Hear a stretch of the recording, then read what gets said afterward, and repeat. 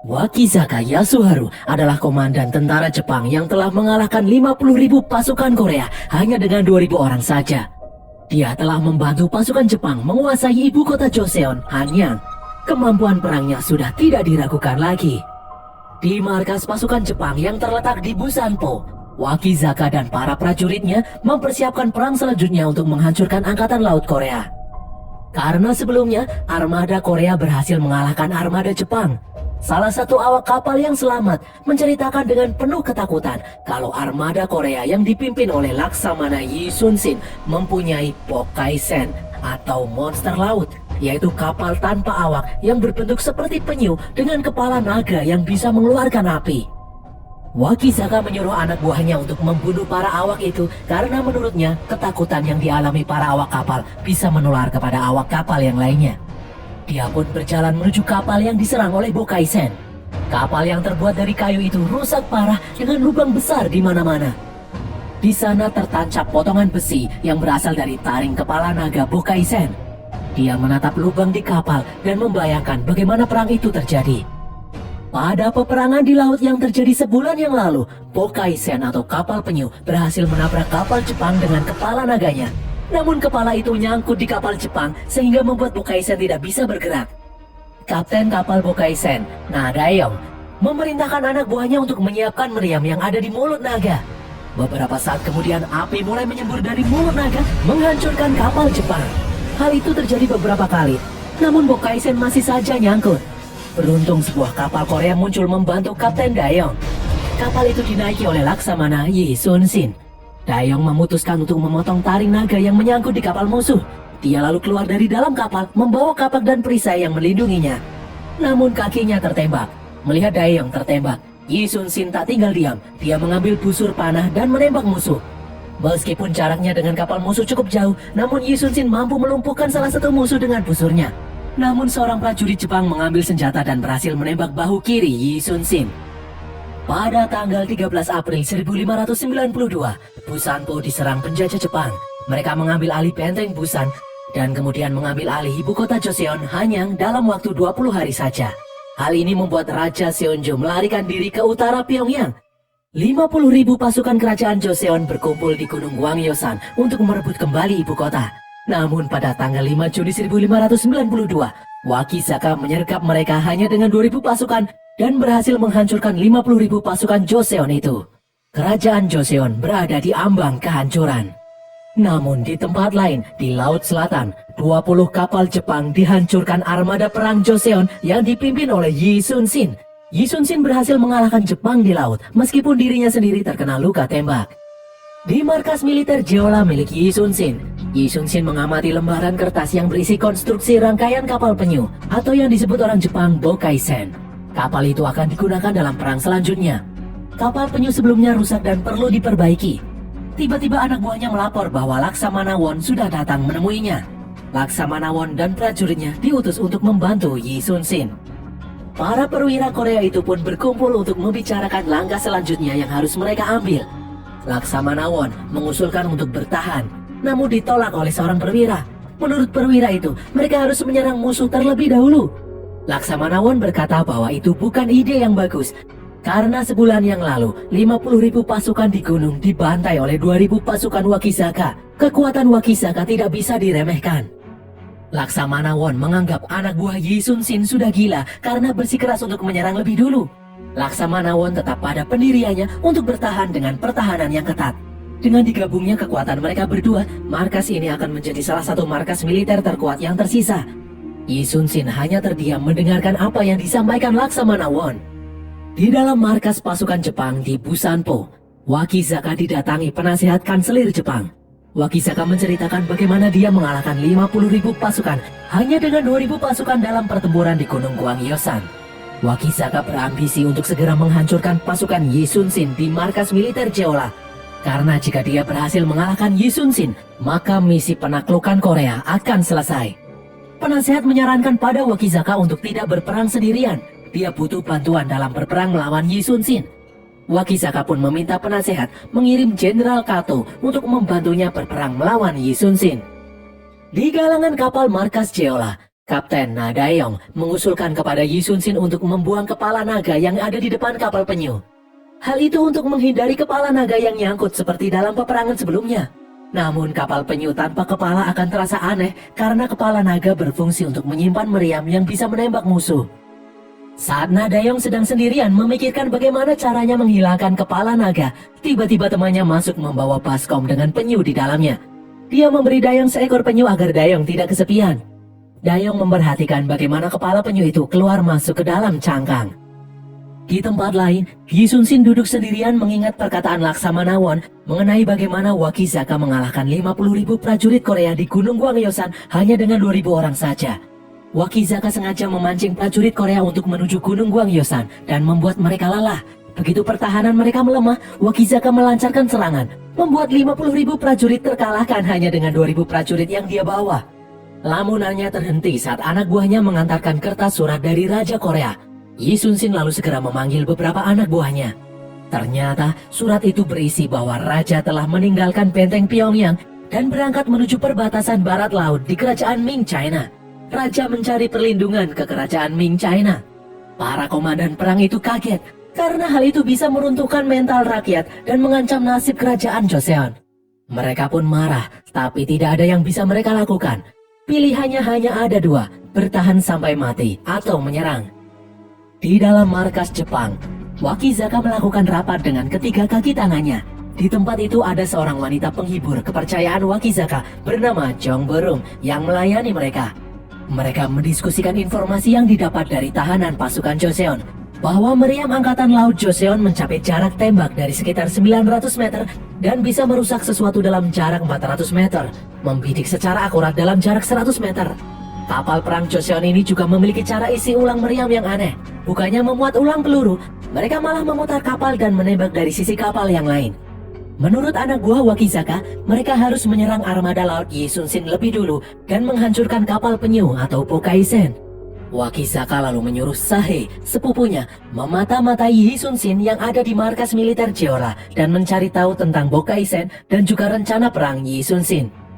Wakizaka lalu berencana meminta bantuan Jenderal Kobayakawa untuk menyerang markas Yi Sun Sin dari jalur darat.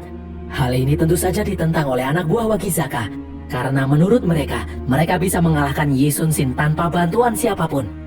Namun Wakizaka menilai kalau Yi Sun Sin bukanlah lawan yang mudah ditaklukkan. Di markas militer Jeolla, untuk mendapatkan informasi mengenai prajurit Jepang, Yi Sun Sin menggali informasi dari tahanan yang dia tangkap dari pertempuran laut sebelumnya. Seorang tahanan lalu tertawa. Orang itu bernama Junsa, dialah yang menembak bahu kiri Yi Sun Sin. Junsa berkata kalau tentara Jepang sedang berkumpul dalam jumlah besar di markas militer Busanpo untuk segera memusnahkan kerajaan Joseon dan selanjutnya kerajaan Ming di China. Yi Sun Sin penasaran kenapa Junsa memberitahu informasi ini kepadanya. Mereka berdua pun berbicara empat mata. Junsa bertanya kenapa Yi Sun Sin masih saja bertahan.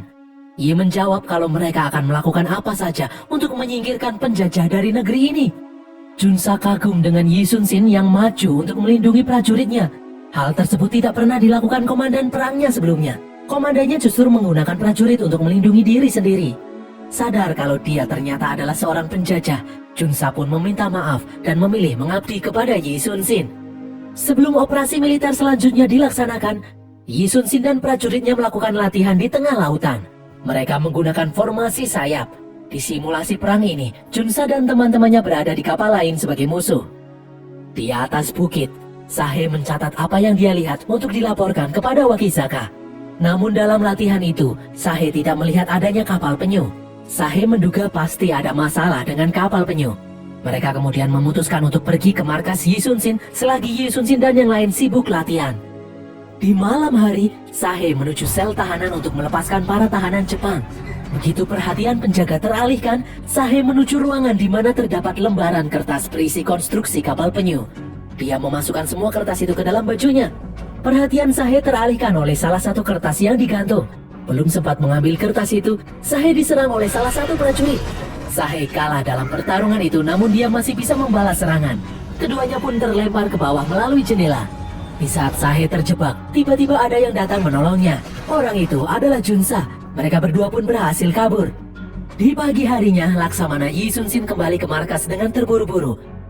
Yi Sun-shin juga melihat salah satu kapal penyu yang terbakar. Salah satu prajurit melaporkan kalau kapal penyu itu tidak mengalami kerusakan parah. Namun pihak musuh berhasil mencuri rancangan konstruksi kapal penyu itu. Mendengar hal tersebut, Yi Sun-shin bergegas menuju galangan kapal untuk bertemu dengan Kapten Na Dayong yang sedang membuat kapal penyu baru. Yi Sun-shin memberitahu kepada Dayong bahwa mereka harus segera berperang. Namun Yi Sun-shin ragu kalau kapal penyu baru itu akan selesai tepat waktu. Dayong meyakinkan Yi Sun-shin bahwa kapalnya akan segera selesai. Yi Sun-shin memberitahu kalau mata-mata telah mengambil rencana konstruksi kapal penyu yang Dayong rancang. Wakizaka pasti akan tahu kelemahan kapal penyu begitu melihat konstruksi itu. Nah, Dayong menjawab bahwa kapal penyu yang sedang dia kerjakan ini berbeda dari sebelumnya. Namun Yi Sun-shin bersikeras kalau dia akan berperang tanpa kapal penyu. Di tempat lain, Wakizaka mulai mempelajari konstruksi kapal penyu yang dibawa Sahe. Junsa juga ikut dalam rapat itu. Junsa menceritakan pertempurannya di laut melawan Laksamana Yi Sun-shin. Dia berkata kalau kapal penyu yang menabrak kapal musuh tersangkut dan tidak bisa bergerak lagi. Itu adalah salah satu kelemahan kapal penyu. Menurut anak buah Wakizaka, meskipun kapal penyu tidak terlihat dalam latihan dan formasi sayap yang dilakukan Yi Sun-shin, dia berpikiran kalau Yi Sun-shin pasti akan segera menyerang. Hal ini langsung dibantah oleh Junsa. Dia berkata kalau Yi Sun-shin akan bertahan tanpa menyerang. Wakizaka pun tidak percaya begitu saja dengan Junsa. Untuk meyakinkan mereka, Junsa memberitahu rahasia kalau Raja Joseon sudah kabur ke perbatasan Laut China, jadi Yi Sun-shin tidak memiliki alasan untuk menyerang. Di tengah-tengah perbincangan, tiba-tiba ada seorang prajurit masuk untuk memberitahukan bahwa armada Jenderal Kato sudah datang untuk membantu. Beberapa saat kemudian, mata-mata Yi Sun-shin yang bernama Lim Junyong melaporkan bahwa armada Wakizaka mempunyai 30 kapal besar dan 70 kapal sedang. Ditambah armada Jenderal Kato yang saat ini baru datang, yaitu 20 kapal besar dan 20 kapal kecil, membuat Wakizaka memiliki 140 kapal.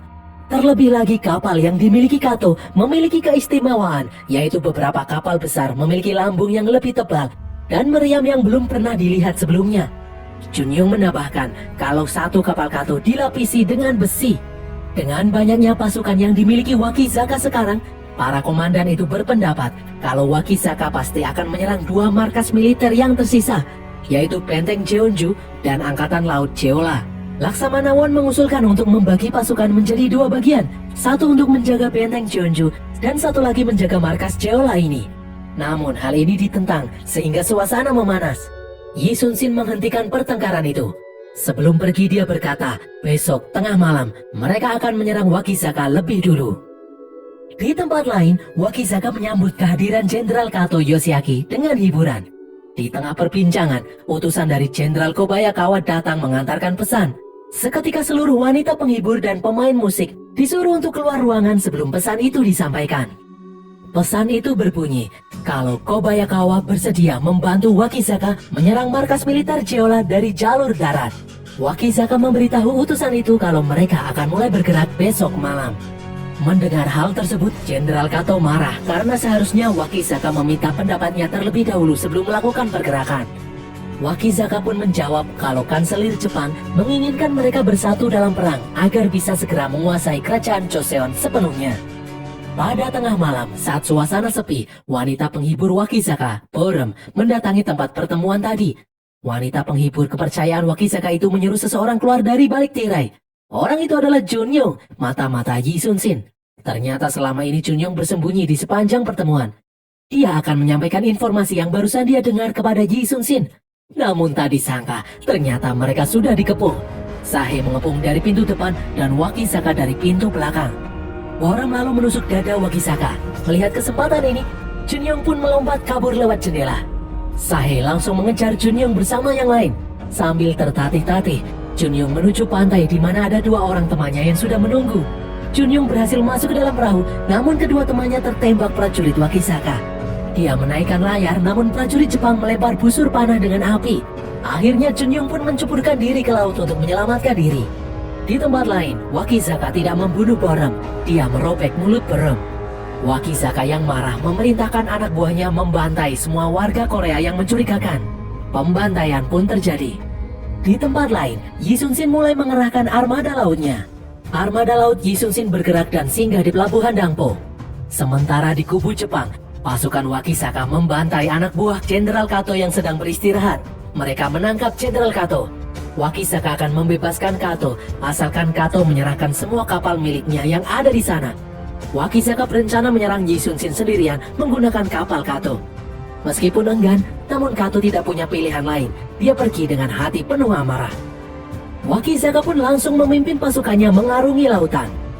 Dalam sebuah ruangan di dalam kapal, dia bersama ketiga anak buahnya membaca surat yang diberikan penasehat kanselir Jepang. Tertulis bahwa Wakisaka akan mendapat hadiah yang sangat besar jika Wakisaka berhasil menguasai kerajaan Joseon sepenuhnya. Kanselir memberi Wakisaka kipas emas sebagai pengingat akan janjinya. Wakisaka dengan penuh percaya diri berkata pada rekannya kalau dia bisa menguasai Joseon dan menyusul divisi pertama dan kedua pasukan Jepang yang sudah lebih dulu berhasil sampai di kerajaan Ming, China. Di tempat lain, Junsa diam-diam membebaskan Borem yang sudah mulai membaik. Borem disuruh untuk memberikan informasi kepada Yi Sun Shin tentang rencana Wakisaka menyerang markas militer Jeolla dari laut dan darat. Junsa berpesan jangan sampai gagal karena banyak korban yang jatuh karena laporan itu. Borem langsung menggunakan kuda menuju Dangpo, tempat persinggahan Yi Sun Shin dan pasukannya. Sementara itu, Wakisaka akhirnya tahu kalau Yi Sun Shin dan armadanya sudah berada di Dangpo. Dia kemudian membuat rencana bersama anak buahnya. Di antara Dangpo dan markas Wakisaka saat ini ada rute laut yang sempit, yaitu Selat Gonaeriang. Mereka akan menghadang pasukan Yi Sun Shin di sana. Di tempat lain, Yi Sun Shin bersama rekannya berusaha untuk mencari di mana keberadaan Wakisaka, namun belum juga ketemu. Di sini Laksamana Won berkata, jika keberadaan musuh belum juga ditemukan, maka dia akan menarik pasukannya untuk membantu mempertahankan benteng Jeonju. Namun akhirnya, salah seorang prajurit datang memberitahu bahwa Wakisaka dan armadanya saat ini sudah berada di Selat Gonaeriang. Ada sekitar 100 kapal Jepang yang berlabuh di sana. Mendengar hal ini, Laksamana Won menyuruh untuk menyerang sekarang. Namun Yi Sun Shin tidak gegabah. Dia melihat peta dan menyarankan untuk memancing kapal Jepang itu ke Laut Hansan. Karena Selat Gonaeriang terlalu sempit, kapal milik mereka tidak akan bisa berperang di sana. Lagi-lagi Laksamana Won menentang. Menurutnya akan lebih mudah menyerang musuh ketika mereka sedang berlabuh. Namun Yi Sun Shin berkata kalau arus kuat di selat akan menghancurkan kapal-kapal mereka sendiri. Yi Sun Shin meminta Laksamana Won untuk memancing kapal musuh ke laut lepas. Laksamana Won pun menolak. Dia berpendapat kalau itu adalah misi bunuh diri. Wakisaka juga tidak akan mudah terpancing. Laksamana Won berkata kalau formasi sayap milik Yi Sun Shin tidak akan bisa mengalahkan Wakisaka. Akhirnya Komandan Tua, Komandan Eo menawarkan diri untuk memancing musuh. Saat Yi Sun Shin akan membuat rancangan formasi sayap, anak buahnya lalu menyampaikan kalau ada pesan rahasia dari Junsa. Pesan itu berisi bahwa pasukan Kobayakawa tidak bergerak menuju benteng Jeonju, melainkan sedang bergerak menuju markas militer Jeolla. Jepang akan menyerang Yi Sun Shin dari laut dan darat secara serempak. Di tempat lain, Junsa melihat ribuan pasukan Kobayakawa bergerak menuju markas militer Jeolla. Junsa lalu diserang oleh seseorang yang ternyata adalah prajurit Korea. Dia ditahan di tebing. Untuk sampai ke markas militer Jeolla, pasukan Jepang harus melewati tebing ini. Untuk itulah dibangun barikade yang dipimpin Huang Bak agar pasukan Jepang tidak bisa mencapai markas militer Jeolla. Huang Bak melepaskan ikatan Junsa begitu tahu kalau Junsa ada di pihak mereka. Huang Bak dan Junsa kemudian melihat dari atas bukit ribuan pasukan Jepang yang bergerak menuju markas militer Jeolla. Malam harinya, Yi Sun Shin berkonsentrasi untuk membuat rencana formasi sayap. Dan jadilah detail formasi sayap untuk menghalau pasukan Wakisaka. Setelahnya, Yi Sun Shin bersama armada bergegas menuju Selat Gonaeriang. Di Selat Gonaeriang, pasukan Wakisaka sudah siap menunggu kedatangan pasukan Yi Sun Shin. Sahe melaporkan kepada Wakisaka bahwa kapal Yi Sun Shin sudah berlayar. Ada 50 kapal dan semuanya adalah kapal perang. Tidak ada kapal penyu yang terlihat. Di sisi lain, Komandan Eo yang bertugas memancing Wakisaka untuk keluar Selat Gonaeriang mendekati pasukan Wakisaka itu. Ada 3 kapal yang bertugas. Kabut tebal di laut membuat jarak pandang mereka terbatas, sehingga pasukan Wakisaka tidak tahu berapa jumlah kapal musuh yang mendekat. Di sayap kiri pasukan Wakisaka dipimpin oleh Manabe, sementara di sayap kanan dipimpin oleh Watanabe. Seorang prajurit Wakisaka lalu berteriak kalau musuh sudah terlihat. Tembakan pun mulai dilayangkan. Namun kabut masih menyelimuti. Komandan Eo membalas dengan menembakkan meriam. Wakisaka yang belum tahu pasti berapa jumlah kapal lawan mereka menyuruh Sahe untuk menahan serangan. Begitu juga dengan Manabe dan Watanabe. Komandan Eo tidak gentar meskipun di depan matanya musuh sudah berjejer. Dia menyuruh anak buahnya untuk maju 100 meter lagi meskipun dia dibanjiri tembakan. Dia tidak akan menyerah sebelum musuh terpancing untuk keluar dari selat. Sementara di Laut Hansan, Yi Sun Sin bersama prajuritnya menunggu. Mereka berharap bahwa rencana ini akan berhasil. Eo mulai kehabisan bubuk mesiu dan kabut mulai menghilang. Prajuritnya mengusulkan untuk mundur. Dia pun terkejut mendengar ledakan di kapal sebelahnya karena ditembak meriam. Itu adalah meriam dari kapal Kato yang dirampas Wakizaka. Mereka pun menembakkan meriam lagi. Kabut sepenuhnya sudah menghilang membuat Wakizaka bisa melihat jumlah kapal lawan dengan jelas. Betapa kagetnya Wakizaka melihat hanya 3 kapal yang ada di depan matanya. Dia pun tidak tertarik keluar selat hanya untuk melawan 3 kapal saja. Namun dari sisi kiri, tiba-tiba Manabe memimpin pasukan untuk mengejar pasukan Eo. Komandan Eo pun kaget. Kini dia tidak bisa melarikan diri. Kapal Jepang mulai menembaki kapal Eo itu. Prajurit Jepang melemparkan jangkar dan tangga ke kapal Eo dan mulai menarik kapal itu mendekat. Eo mempersiapkan pertempuran jarak dekat. Tiba-tiba ledakan dahsyat menghantam kapal Jepang. Ada sebuah kapal di sebelah kiri. Kapal itu milik Komandan Lee yang datang membantu Eo. Eo pun memerintahkan untuk mundur. Para pendayung yang berada di bagian bawah kapal mengerahkan seluruh tenaga untuk menjalankan kapal. Manabe yang melihat hal itu langsung menyuruh pasukannya untuk mengejar kapal Eo. Wakizaka menyuruh Sahe untuk memberi pesan kepada Manabe agar tidak melakukan pengejaran. Mereka tidak boleh meninggalkan selat. Namun Manabe tidak menghiraukannya. Dia tetap bersikeras mengejar kapal musuh. Manabe menembaki kapal Eo. Namun karena arus yang begitu deras, membuat kapal Manabe yang lebih kecil dari kapal Eo dan Lee bertabrakan satu sama lain. Beberapa prajurit Jepang terjatuh ke laut. Namun Manabe tidak takut. Dia masih berusaha menaiki kapal lawan sehingga dia tidak memperhatikan keadaan di dekatnya. Di depan Manabe ada batu besar dan sudah terlambat baginya untuk berputar. Kapal itu pun terhenti karena menabrak batu. Melihat hal tersebut, kapal Lee dan Eo yang selamat dari arus deras dan bebatuan segera mengarahkan meriam dan menghancurkan kapal Manabe. Di tempat lain, Yi Sun Sin menerima kabar kalau armada utama musuh belum tertarik untuk keluar dari selat. Yi Sun Sin pun memerintahkan semua kapal untuk menjemput Komandan Eo dan Komandan Lee. Meskipun hal itu sangat berbahaya, namun Yi Sun Sin membutuhkan Komandan Eo dan Komandan Lee untuk menyempurnakan formasi sayap. Mereka pun bergerak menuju selat. Kini Wakizaka bisa melihat armada laut Yi Sun Sin di depan sana. Sementara itu, di tebing, pasukan Kobayakawa menyerang pasukan Korea untuk bergerak menuju markas Jeolla. Keadaan begitu kacau, ledakan di mana-mana. Suara tembakan dan hunusan pedang bersautan, mayat-mayat bergeletakan. Chunsa bertarung bersama Wang Bak melawan pasukan Jepang. Chunsa menempati janjinya untuk mengabdi kepada Yi Sun Sin. Namun jumlah pasukan Wang Bak tidak sepadan dengan pasukan Kobayakawa yang begitu banyak. Mereka akhirnya mundur, namun mereka masih berusaha menahan pasukan musuh agar tidak sampai di markas militer Jeolla. Di lautan, pasukan Wakizaka mulai bergerak mendekati kapal Yi Sun Sin. Melihat hal itu, Sun Sin memerintahkan Komandan Eo dan Komandan Lee untuk segera mundur dan menyempurnakan formasi sayap. Namun kapal Wakizaka semakin cepat melaju. Sahe memerintahkan untuk menembak kapal musuh yang dibalas dengan tembakan panah. Di tengah serangan tembakan, prajurit Jepang melempar jangkar ke kapal Korea dan menariknya. Akhirnya tangga terpasang di kapal Korea. Prajurit Jepang mulai menaiki tangga menuju kapal Korea, namun tidak sedikit dari mereka yang mati terbunuh.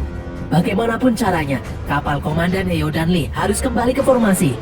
Dalam pertempuran ini, Komandan Eo terkena tembakan di bahunya.